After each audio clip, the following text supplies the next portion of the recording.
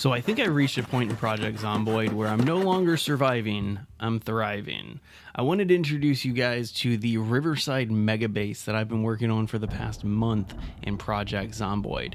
There is a lot to tour and kind of unpack here, so I wanted to kind of show it first at a higher level, so I built this 5-story tower. But here we are over here in Riverside. You might know this location, right next to the bait shop and that little barbecue restaurant. I've always wanted to build up here. It's one of my favorite locations. Never went ahead and built a base because there's nothing up here, so you have to build everything from scratch.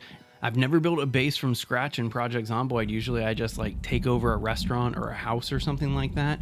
But this time, every single thing has been built 100% from either the crafting menu, or I've dragged it in here, or I brought it in like a trailer or something like that.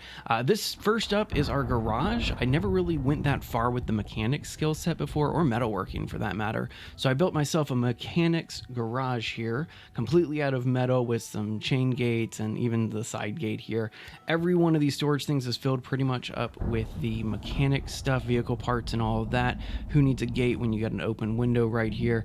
Now I did have a staircase back here just to put a roof on this thing, and I ended up doing it backwards, so I didn't delete the staircase, and that's just kind of available there. Over here, just kind of an outdoor camping area. This tent was actually the thing that I set up while I was building the base. Found it in the bait shop, and I just set it up here so I could build everything else. Little workout area that I built outside because it's a nice summer afternoon here. And then down here, this was actually the last addition, so none of the crops have really grown out yet, but this is the little farming area where we have rows of every single one of the plants growing out here. A couple mannequins pretending to be scarecrows there, and some grass that I apparently forgot to remove, so let's go ahead and take care of that.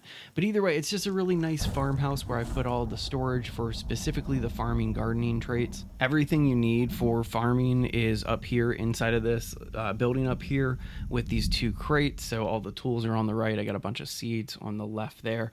Getting into the main house though, it's a little more cramped than I would like, which is weird because it looks massive, but the rooms, I wish I made the rooms a little bit bigger. I wish I actually made this base a little bit bigger, but it's Zomboid. It's kind of hard to build. It's apparently kind of hard to close gates too, but come on, there we go. All right, let's go up here. This is the graveyard that I was building. Most of the corpses that have been up here, though, I just kind of left them around and they decomposed on their own. And so there's only a handful inside of that one grave. I was going to build it out a little bit more. This is kind of like the dining room study, if you will. We got all of our books here on the shelves, a bunch of magazines off to the side here as well. This is our armory. Put the TV in here with a bunch of VHS and CDs over there. All the guns we could possibly need in Project Zomboid, except I only got one M16 and that's on my back right now. This is our storage area. I put it in the hall, so that would be central.